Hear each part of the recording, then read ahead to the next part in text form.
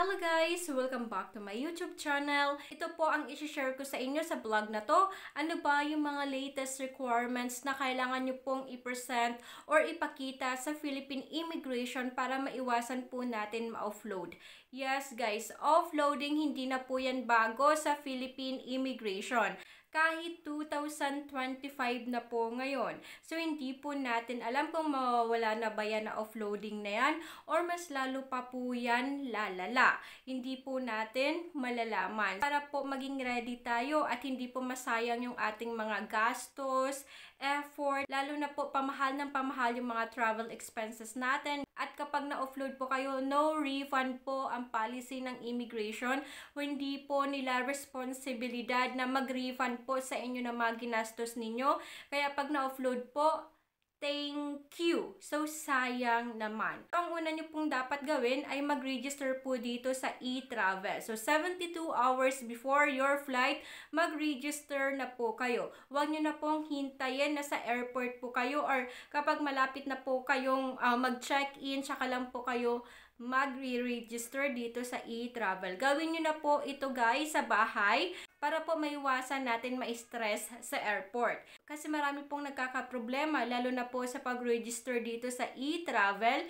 Yung mga first-timer po na hindi po alam kung ano ba ang e-travel registration, mag-check-in na po sila, wala silang e-travel. Sa check-in pa lang guys, hinahanap na po yan. Nagtatanong na po yung stewardess doon or yung nasa check-in counter kung nakapag-register kayo. Kapag sinabi nyo pong hindi pa, sasabihin mag-register po muna kayo ma'am.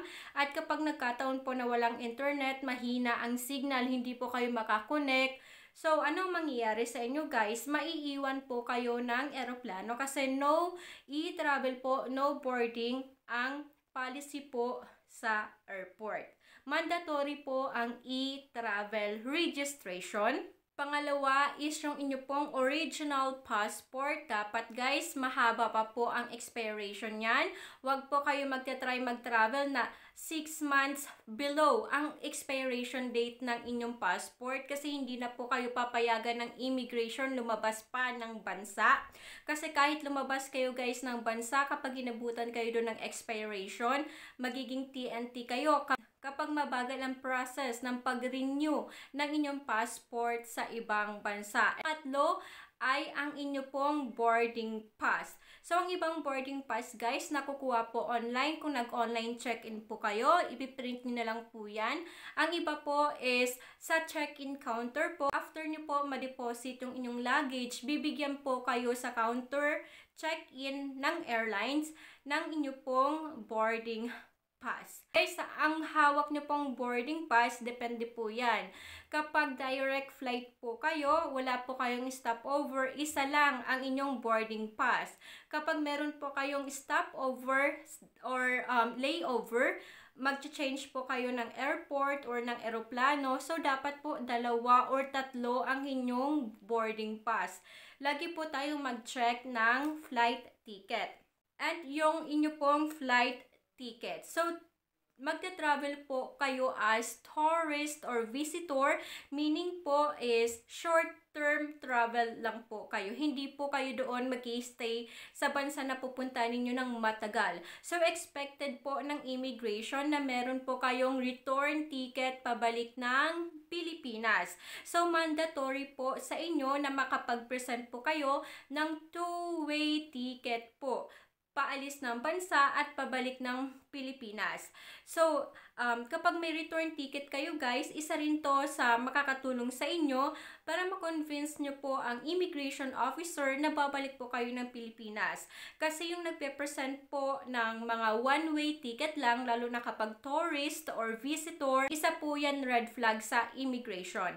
Iisipin po ng immigration officer, maybe you will look for a job or hindi ka na babalik sa Pilipinas or may mga hidden plan ka sa ibang bansa, bakit wala kang ticket pabalik ng Pilipinas? Kasi ang gagawa lang nito guys, is yung talagang magbabalak sa ibang bansa maghanap ng trabaho, hindi na babalik ng Pilipinas. Kasi ang sabi ng traveler na to, bakit pa ako bibili ng return ticket, hindi na nga ako babalik, maghahanap ako doon ng trabaho, sayang naman. hindi na to ma-refund ng airlines. Hindi na ako bibili ng return ticket. So guys, kapag ganito po ang nasa isip ninyo, i-offload po kayo ng immigration. Sigurado po ako guys, offloaded po kayo. Ang susunod guys ay ang inyo pong visa.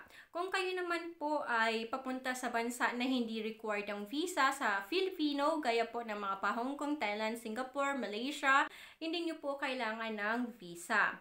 Yung mga pupunta po sa mga bansa na kailangan ng visa kahit po for tourism or for visit, gaya po ng mga papunta sa Europe, sa Canada, Australia, ganyan po, kailangan nyo po ng visa. Para po sa mga public servant or yung mga nagtatrabaho po under government agency, gaya po ng public teacher, police, kahit ano pa yan guys, basta po kayo po ay under government service, may special po kayong document na kailangan nyo pong may provide. Ito po yung travel authority. Kapag wala po kayo nito and sinabi nyo po sa immigration na isa po kayong public employee, i-offload po kayo kasi mandatory po ito sa inyo as requirement. So, uulitin ko po yung travel authority para lang po sa mga public servant. Kung kayo po ay private nagtatrabaho, then hindi nyo po kailangan ng travel authority. Yung travel authority guys, nakukuha po ito sa ahensya ng gobyerno na under po kayo. For example, kung kayo po ay teacher, yung travel authority ay kukunin nyo po sa DepEd. Ang susunod pong requirement, kasi kayo ay magte-travel as tourist or visitor with sponsor. Expected na po ng immigration na meron pong third party. Yung third party na po, ito guys, either ito po yung inviter po ninyo or sponsor. May ibang tao po na nag-invite sa inyo na bisitahin sila or nagsabi na, "Hoy, bisita ka naman sa akin dito sa ibang bansa. Ako ang bahala sa travel expenses mo, basta bumisita ka sa akin." So, dapat po kapag ganito, meron po kayong invitation letter. Yung invitation letter naman guys, no need naman na original po ang ipapakita. Basta po meron yan signature ng inyong sponsor or invitee. Valid po yan sa immigration. May nagtanong, kailangan pa daw ba ng invitation letter kapag kasama ang sponsor mag-travel? Guys, kasama muna si sponsor or si invitee. So, hindi na po kailangan ng invitation letter kasi kasama mo na siya. Ayan. So, kapag hindi mo kasama si inviter mo or si sponsor, yan po yung kailangan po na may maipakita kang invitation letter sa immigration officer. Ang isa sa pinaka-importanteng documents na hindi nyo dapat makalimutan kapag ang dineclare nyo po sa immigration ay magta-travel po ako as tourist or visitor pero may sponsor po ako. Sponsored po ako ni mama, ni papa, ni ate, ni kuya, ni lolo, kahit ng sino pa man guys. Basta nabanggit nyo po ang salitang sponsor. Asahan nyo na ang follow-up question ng immigration officer, "May I see your affidavit of support and guarantee?" Or, "May affidavit of support and guarantee ka ba?" So, dapat ang sagot mo, yes, meron po akong affidavit of support and guarantee, original po. Take note guys, immigration officer, ang tinatanggap lang po nilang affidavit of support and guarantee is in original form. Ayaw po nila ng scan copy, picture, ayaw po nila yan, photocopy, ayaw po yan ng immigration. I-offload ka po. Kasi po hindi po ma-check ng Philippine Immigration Officer natin yung authenticity po ng inyong affidavit of support and guarantee kapag yan po ay photocopy, scan, or picture po. So talaga, ang nire-required po nila ay original. So may nagtanong na naman, paano po kapag hindi umabot sa travel date ko yung affidavit of support and guarantee, ipapadala pa lang po ng aking sponsor? Well, problema nyo na po yan, guys. Kaya nga sa pagta-travel, dapat plan ahead of time. Hindi po yung malapit na yung travel date mo, tsaka pa lang po kayo mag-aasikaso ng affidavit of support and guarantee.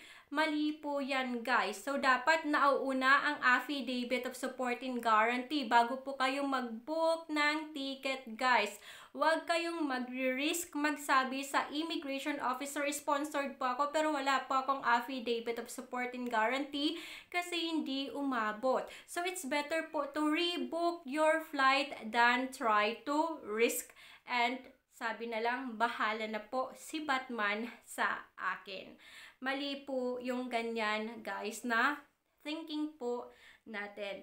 At kapag na-offload po tayo, sisisiin po natin si immigration officer or si government po. Ayan, they have their own reason kung bakit po kayo ino-offload. Ayan. And pagdating po sa affidavit of support and guarantee, dalawang klase yan, guys. Affidavit of support and guarantee with foreign sponsor and affidavit of support and guarantee with local sponsor. So, i-discuss ko, ano ba yung affidavit of support and guarantee with foreign sponsor? Ito po, guys, ay kapag ang sponsor nyo po ay nakatira po sa ibang bansa. Kayo nakatira sa Pilipinas as i-sponsoran, and si sponsor po or si invitee nasa ibang bansa po siya. So kapag ganito po, foreign affidavit of support and guarantee, kasi yung affidavit of support and guarantee, ipaprocess po ni sponsor sa bansa kung asaan po siya nakatira. Yes po, sa bansa kung saan po nakareside si sponsor. Kung si sponsor po ay nasa Germany, dapat ang affidavit of support and guarantee ay manggagaling ng Germany. And dapat yung foreign affidavit of support and guarantee po, it's either notarized po siya, authenticated po siya, or with stamp po ng Philippine or consulate po sa bansa kung asan po si sponsor. And kung sakali pong walang embahada or consulate sa bansa na tinitirahan po ni sponsor, kasi tama po, hindi po lahat ng bansa may available po na Philippine Embassy or consulate, may dalawang chance po kayo. It's either po pumunta sa bansa na may pinakamalapit na Philippine Embassy, or yung affidavit nyo po ay ipa-apostille sa kanilang district court na tinatawag. Ayan, yun sa atin, guys, sa Pilipinas, ang tawag ay Kapitolyo. Diba sa Kapitolyo may mga lawyer doon? Ganyan din po sa bansa nila. And may nagtanong, saan ba makukuha ang affidavit of support and guarantee form? Guys, kapag foreign sponsor po ang affidavit of support and guarantee form, nadadownload po yan sa Philippine Embassy or Consulate ng bansa kung nasaan po si sponsor. For example, si sponsor ay taga Germany. Then, yung affidavit of support and guarantee form, ita-download nyo po sa Philippine Embassy Germany. I-type nyo lang po yan sa Google, lalabas po yan, guys. Ayan. And para naman po sa may mga local sponsor. Ang local sponsor, guys, ibig sabihin po, yung sponsor po ninyo ay nasa Pilipinas nakatira. And yung template po ng affidavit of support and guarantee with local sponsor, kahit anong template naman, guys, accepted po ng immigration. Kasi wala pong nilabas ang immigration ng talagang pinaka-template. So, pwede po kayo gumawa ng inyo pong sariling template. Basta po nakalagay yung pangalan po ninyo, pangalan ng sponsor, relationship, tapos yung travel date po ninyo, ano ang purpose ng travel. So, ang dami ko na pong vlog about affidavit of support and guarantee. So, visit my YouTube channel, guys. Marami kayong matututunan, lalo na kapag sponsored travel po kayo. So, yung local sponsor po natin, syempre sa Pilipinas din po ipaprocess yung affidavit of support and guarantee.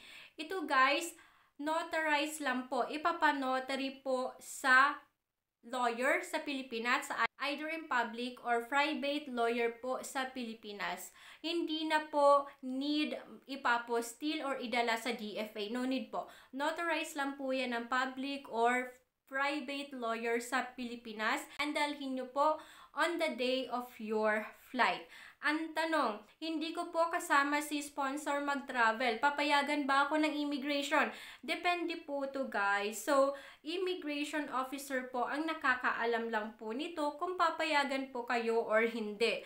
But based po sa mga nag-share sa akin ng experience guys, ang gusto po ng immigration is makita po nila mismo si sponsor kapag local sponsor. So, nire-required po ng immigration sa karamihan na dapat daw kasama ang sponsor mag-travel. Ang affidavit of support and guarantee guys, hindi lang po yan isang piece of paper. Tandaan nyo, dapat may mga attachment yan. Kasi ang titingnan ng immigration officer dyan, yung capability po ng inyong sponsor para po ma-cater yung inyong expenses. Kasi baka mamaya hindi rin naman pala capable enough si sponsor na ilibre kayo ng travel. So, paano malalaman ng immigration officer yon? Kung talagang capable si sponsor, kailangan nyo po ito mga sumusunod na attachment. Sponsor's passport copy or valid ID, bank statement po ng sponsor po ninyo, 6-month or bank certificate po ng sponsor, employment certificate po ng sponsor kapag si sponsor po ay employed. Syempre, mas maganda kapag employed si sponsor. Kasi pag ang sponsor guys ay unemployed and then less savings, ma-offload po kayo parehas. Kasi hindi po pumasok sa bracket si sponsor. Kung foreign sponsor naman po ang ganito po ang case, unemployed, less income, hindi po siya bibigyan ng affidavit of support and guarantee or hindi po i-authenticate ng embassy po natin yung kanyang affidavit of support and guarantee or payslip po ng sponsor. Guys, kapag ang inyo pong sponsor is ang nakalagay po sa payslip or ang income po ng sponsor is 15,000 below, may nagchika sa akin guys, in-offload po sila ng immigration. Hindi po tinanggap ng immigration yung sponsorship ng kasama niya sa kanya kasi mababa po ang sahod ni sponsor kahit po meron daw pong savings.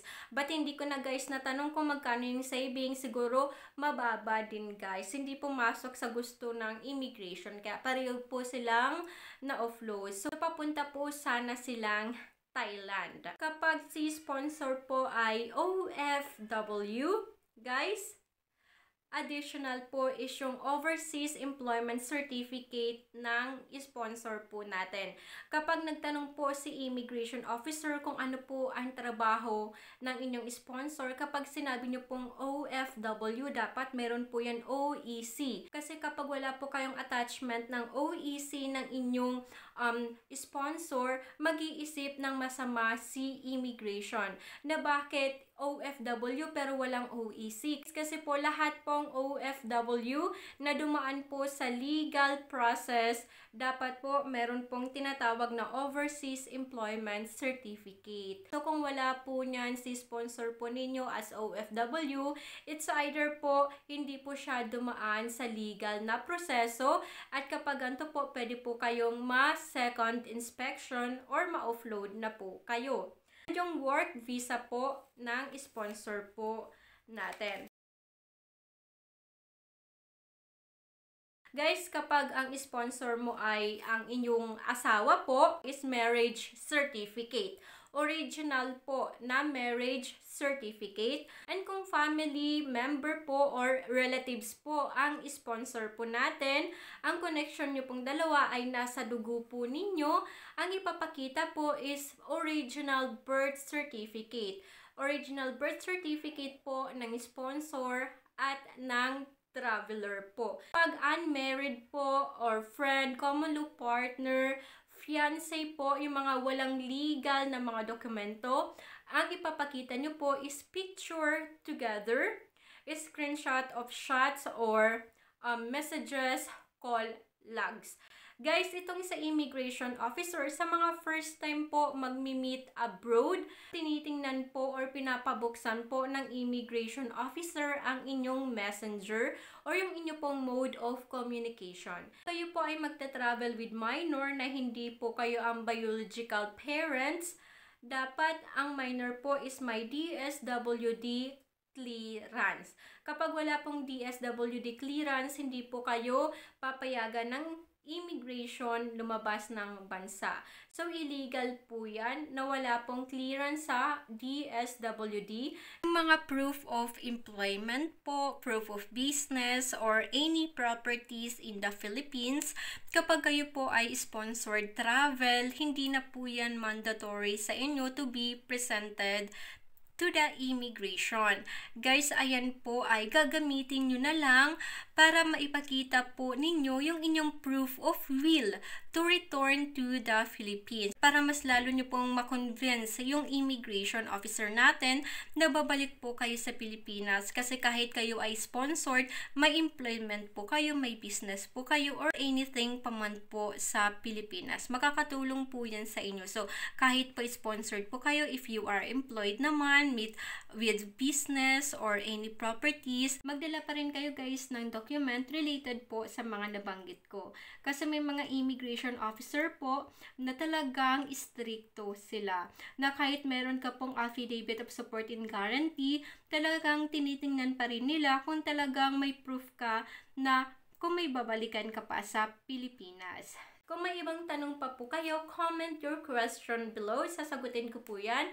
Or email me in this email address or follow my Facebook page. Guys, thank you so much. Malapit na po maging 30,000 yung aking subscriber po. Salamat po sa inyong pagtitiwala at sa walang sawa pong panunood sa aking YouTube channel.